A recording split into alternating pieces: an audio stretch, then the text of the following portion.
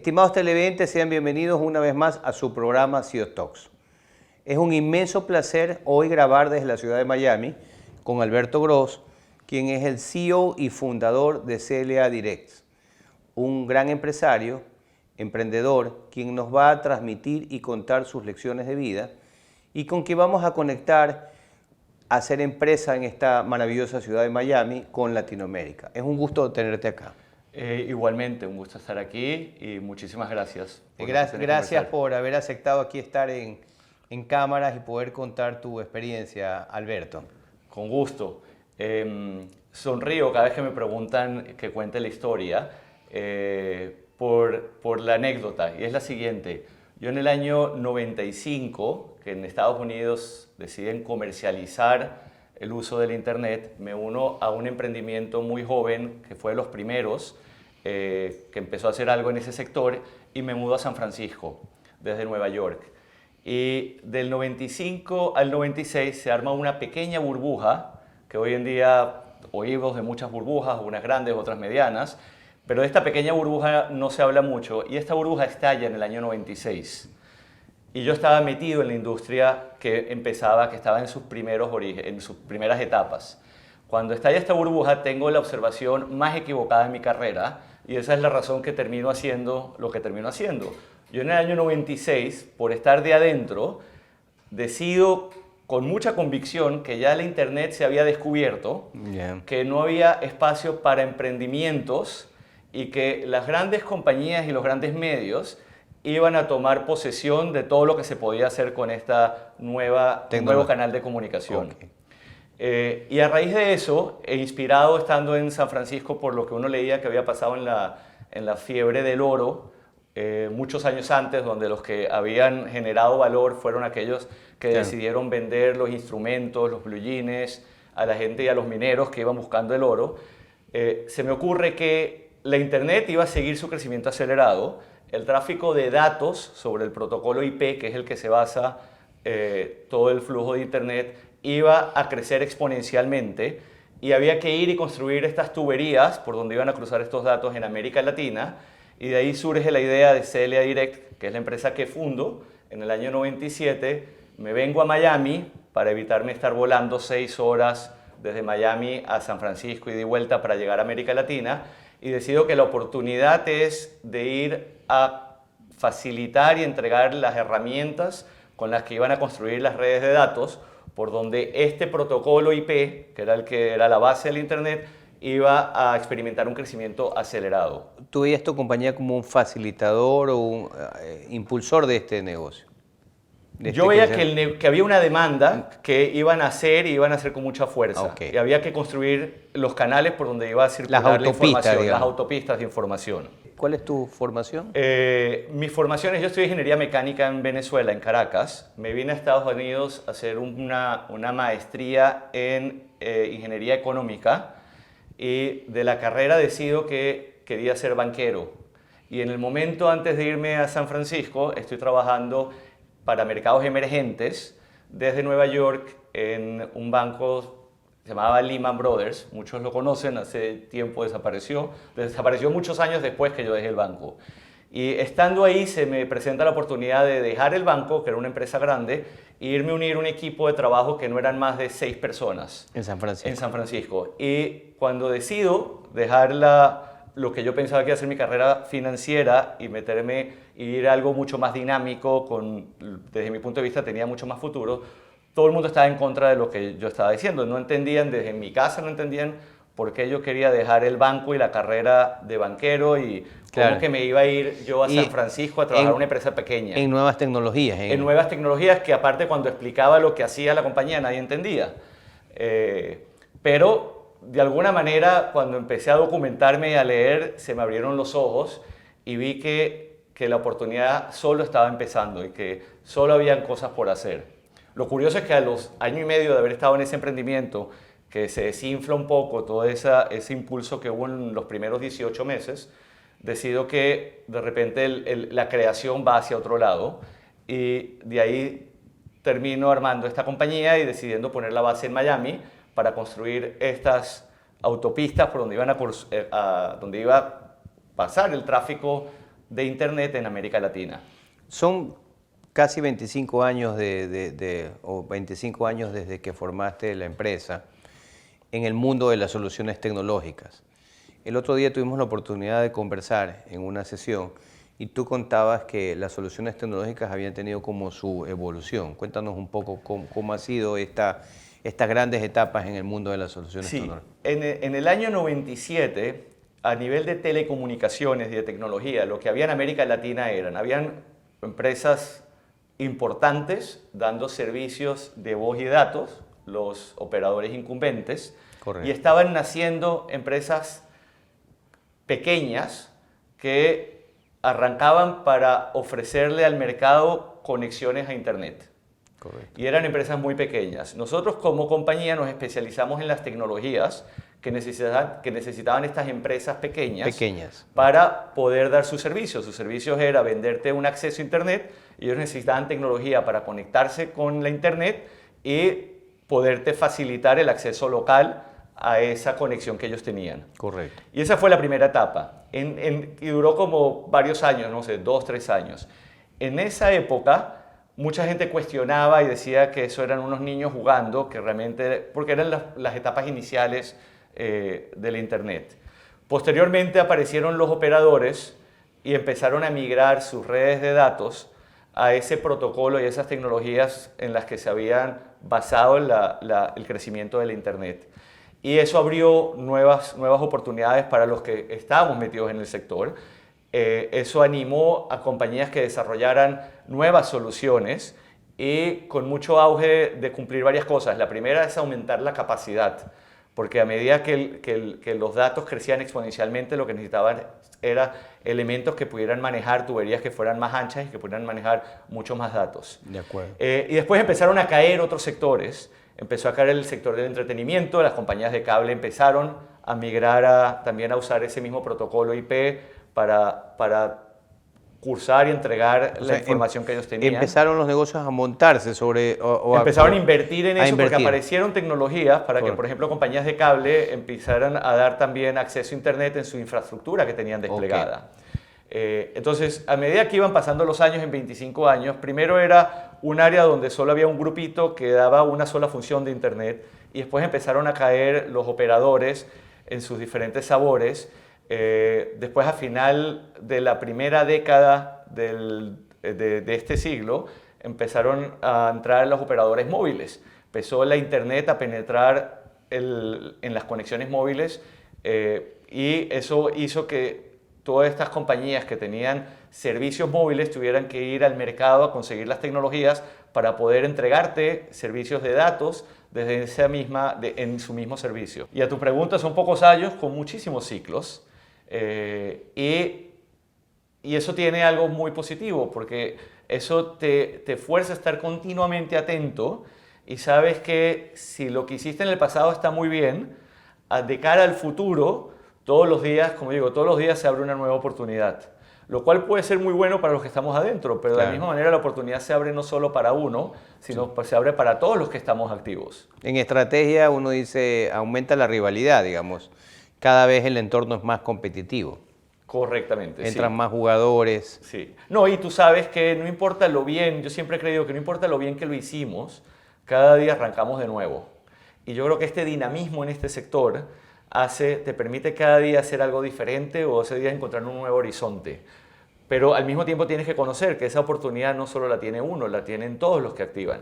Y yo creo que eso le ha dado mucho movimiento porque ha permitido, y ese movimiento ha generado mucha innovación, porque la realidad es que cualquiera, o no sé si cualquiera, pero hay muchas más oportunidades de pararte un día y decir, yo voy a hacer algo, voy a aportar algo, identifiqué una necesidad y voy a buscar una solución para esa necesidad. Y en tu rol de CEO, de la cabeza de una empresa, ¿qué incide en que la puedas aprovechar? Porque las oportunidades están ahí, decimos, ese es el entorno de negocios. ¿Qué hace que tú estés preparado, tu actitud, tus capacidades, ya metiéndose en el oficio de gerente general? Sí, yo creo que hay muchos elementos muy importantes. Si tengo que darle un orden, el primero es uno tiene que estar inspirado en lo que está haciendo. Uno tiene que ser el primer creyente a donde quiere llegar y lo que hay para hacer y la forma en la que uno piensa que lo puede ejecutar. Entonces yo creo que la inspiración es clave. Segundo, saber que el camino no es una línea derecha, sino van a haber muchísimos más obstáculos de los que uno anticipa. Correcto. Y disfrutar de encontrarse con esos obstáculos e inclusive, que suena más fácil de lo que es, aprovechar las derrotas y los obstáculos que uno no puede remover. Y si pienso en los momentos en que uno está en situaciones muy difíciles y está enfrentando retos que no pueden ser superados, yo creo que yo personalmente de repente tengo ciertas herramientas que no sé de dónde se desarrollaron, pero a veces empiezo a pensar que no importa dónde yo estoy, este mundo es tan amplio que siempre tienes algo que está arriba de donde tú estás y abajo de donde tú estás. Y sería muy arrogante pensar que uno llegó a estar en el tope o está y de la misma manera está en el bottom, porque a veces cuando uno entra con estos retos se puede empezar a desilusionar o a desanimarse. Y no importa todo lo que esté lloviendo hoy, como muchos dicen, el sol sale todos los días y todos los días va a volver a salir. Muchas veces uno tiende a pensar que las cosas están sucediendo porque de repente son muy intrínsecas a uno. Y yo creo que de mi forma de verlo, a veces hay muchas cosas que no son relacionadas a uno, sino que están alrededor de uno. Y es uno el que debe determinar qué agarras, qué no agarras, en qué te enfocas, qué usas más como alimento y qué solo lo registras, pero no lo guardas como alimento para ti. ¿Tu esposa te ha acompañado en este viaje, tu familia? Completamente, completamente. Yo creo que... ¿La encontraste acá? ¿Vino contigo de Venezuela? No, a mi esposa la conocí en Venezuela, estudiamos en el colegio juntos y después los dos nos vinimos a hacer maestrías a Estados Unidos y empezamos a salir y ya ¿Tienen toda una vida juntos? Toda una vida juntos, sí. ¿Y cuántos hijos tienes? Tenemos 4 hijos, la mayor tiene 20 años, después le sigue un varón que tiene 19 y morochos, twins, que tienen 16. ¿Cuál es el mayor orgullo de tus hijos? Cuando los piensas, ¿qué se te viene a la mente? Que sean gente de bien. El mayor orgullo es que realmente aprovechen las oportunidades que tienen y aporten al mundo en el que viven, en la manera que mejor puedan ellos aportar. No, por un lado, veo que lo percibo, unos grandes hijos, unos lindos hijos que tú estás haciendo que sean unas grandes personas. Y por otro lado, has montado un negocio o has creado un negocio muy interesante, próspero. ¿Qué ves de cara al futuro en este mundo de la tecnología? ¿No? Lo digo, pero hago una pausa porque a veces uno está inundado de una cantidad de noticias de Claro. cosas que están pasando y lo último uno quiere ser un poco insensible a ciertas cosas. Pero yo sí creo que los cambios a los que estamos expuestos y a los que vamos a ver en los próximos años son súper poderosos y van a ser cambios muy fuertes en cómo los seres humanos se relacionan y cómo se manejan. Y por ahí lanzan ideas que de repente para mí me parecen ciencia ficción, pero cuando voy para atrás y me pongo a la edad de mis hijos y me imaginaba cómo iba a ser el mundo, muchas de las cosas en las que yo estoy hoy aquí me parecían ciencia ficción. Yo siempre he creído que una de las fuentes más importantes de conocimiento es nuestro cuerpo humano y la naturaleza. Y que como sociedad hemos solo aprovechado una fracción muy pequeña de ese conocimiento. ¿Y por qué? De repente, bueno, no es tan fácil, de repente porque requiere un espacio de tiempo para que logres, pero hay muchas cosas que ocurren en el día a día de nuestro cuerpo que si las podemos entender y cultivar, haríamos maravillas con las cosas en las que podemos nosotros como seres humanos modificar y... Mira, creo que en algo la pandemia nos ayudó, ¿no? A conectarnos más con la salud, a conectarnos más con nuestra esencia de vida, con los que queremos. Completamente, sí. Y ahí sí, fue un reto y sigue siendo un reto, pero ahí está la oportunidad de convertir un reto en una oportunidad. Es un área muy, muy finita entre lo que es un reto y lo que es una oportunidad. Y yo creo que esa línea finita está muy relacionada a la actitud de uno. Entonces, dependiendo de nuestra actitud en ciertos momentos, eso lo vemos con mucho más reto, lo vemos con mucha más oportunidad. El caso de la pandemia es una de esas. Claro, dice que la actitud es la predisposición mental que tenemos acerca de lo que nos sucede, ¿no? ¿Verdad? Correcto. Entonces, lo que nos pasa en el entorno que no podemos controlar, a veces es un reto, o sea, nos reta. Sí. Sí, y a veces lo aprovechamos o no. Sí. Y Alberto, de repente todos estos conceptos que estamos tocando, estoy pensando en mi rol como CEO o en las empresas en las que estoy involucrado, son importantes porque yo continuamente trato de ver cómo los proyectos y los interpreto en el día a día de nuestras actividades como compañía, en el relacionamiento con la gente del equipo. Porque al final lo que estoy tratando es ver cómo estoy consciente que para que la empresa tenga éxito tengo que lograr que en la mayor manera posible cada uno de los integrantes explore su potencial. Entonces, muchas de estas reflexiones que a veces suenan un poco muy, muy teóricas pueden ser usadas y deben ser usadas en las interacciones del día a día en nuestras actividades profesionales. Tú las aprovechas para conectar, sacar lo mejor de las personas. Yo lo manejo para, sí, no solo, sino para tratar de continuamente retarme y manejarme mejor y de que eso realmente genere un efecto positivo e inspirador en las personas que nos rodean. Cuéntanos una práctica, algo que hagas ya en el día a día para lograr ese efecto inspirador. Conversas con tus colaboradores, te juntas con ellos, ¿qué actividad haces para, hablas acerca de lo que estás mirando en el entorno? No, por ejemplo, implementé lo siguiente, muchas de estas cosas que yo comento vienen de que en algún momento llegó alguna lectura sobre esos temas. Entonces lo que hice en la empresa es, nosotros tenemos 9 oficinas en América Latina, lo cual ya por definición desde el inicio hemos estado trabajando en forma fragmentada. Entonces, y yo como líder de la organización tengo una línea directa de reporte.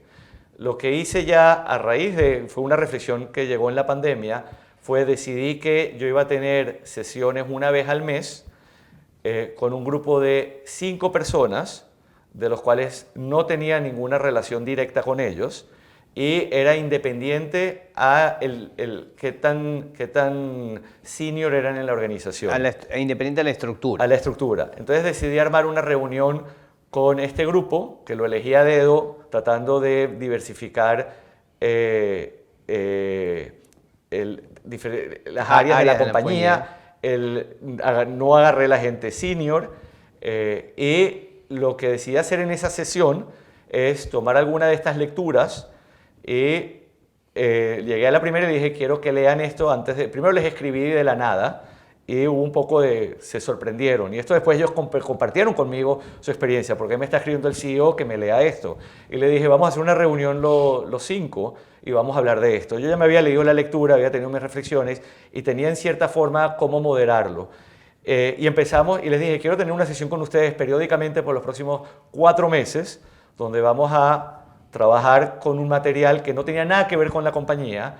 Y le digo, y lo que quiero es tener la oportunidad, no con temas de la compañía, para que nos conozcamos. Porque no va a demorar mucho en que entremos en alguna tarea con estrés.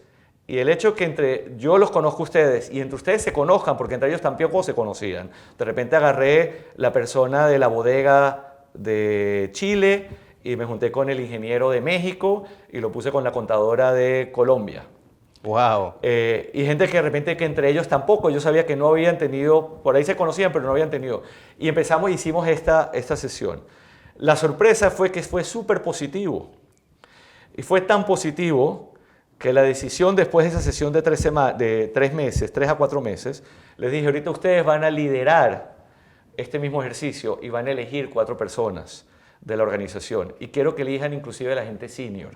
Y en la última charla, yo tengo una charla periódica con todo el equipo, les dije, lo que yo quiero que hagan ustedes, y que de repente lo debíamos haber hecho antes, sobre todo por nuestra naturaleza, que siempre hemos estado repartidos por la región, es que de la nada llamen a alguien que hayan oído y solo conversen y preséntense. Y aprovechen y oigan, de repente la persona de Guatemala que llame a la persona que está en Buenos Aires. Saben que está el nombre y llamen y digan, oye, yo soy Alberto, estoy sentado aquí en Guatemala, esto es lo que hago, ¿tú qué haces? Y hablen, no hablen de trabajo, hablen de conózcanse. Muy bien, Entonces, muy bien. esas son las cosas que uno ve, que uno lo hace socialmente, porque uno sale con la familia, sale con amigos, va para fiesta, y eso es lo que uno está haciendo. Y de repente de ahí aparecen negocios, aparecen cosas para hacer. Pero uno al revés, de repente a veces se olvida de hacerlo. De repente con la gente con la que uno está trabajando, que uno se sienta y los motive y empezando por uno les dé el ejemplo de hacerlo. Muchos de la gente que me reporta se sorprendieron y aparte no sabían que esas sesiones estaban ocurriendo. Se enteraron en el tiempo cuando de repente en algún momento le decían a una de las personas que participaba, oye, necesitamos esta tarea, y él decía, tengo una sesión con Alberto tal día. Comenzamos con tu emprendimiento y ya estamos en la fase final del programa y vamos a terminar con CLA Direct. ¿Cuántos países, en cuántos estás ahora? Estamos en 9 países. ¿Cuántas personas trabajan contigo? Trabajamos alrededor de hoy en día de 60 personas. Increíble. Repartidos en este país, en estas regiones. ¿Y en qué países estás de Latinoamérica? Estamos en México, Guatemala, Panamá, Venezuela, Colombia, Ecuador, Perú, Chile y Argentina. Y de algunos de estos países cubrimos las regiones donde no tenemos presencia física. Oh, claro. Y bueno, lo atiendes desde otro país o desde sí. acá. Sí. Y en este mundo de las soluciones y de los servicios tecnológicos, todo este conglomerado de colaboradores y de servicios está cada vez montando sobre las nuevas tendencias, ¿no es verdad?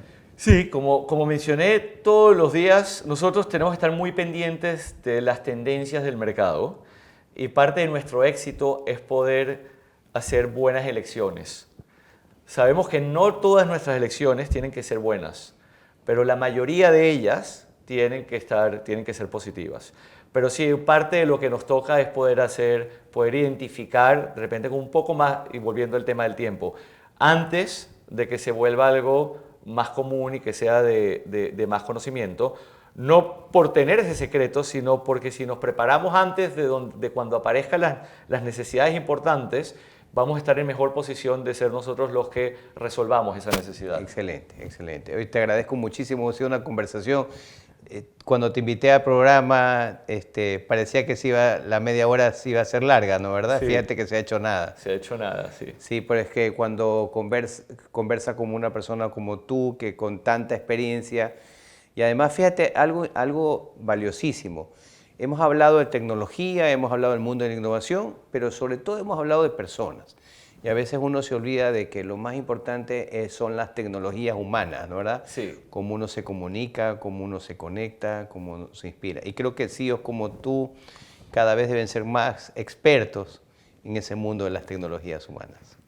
No, completamente alineado con lo que dices. Yo creo que al final el éxito de cualquier emprendimiento está extremadamente hiperrelacionado con el grupo de personas que están a cargo de esa responsabilidad. Excelente. Y uno tiene que tenerlo presente. Muchas gracias, Alberto. A ti, un gusto. Alberto, un placer. Un gusto tenerte Un acá. placer estar aquí en este programa y tener la oportunidad de conversar contigo. Excelente, excelente. A ustedes, amigos televidentes, los invitamos al próximo programa. Ya saben que ahora estamos grabando en Miami y tenemos el privilegio de contar con invitados como Alberto Gross.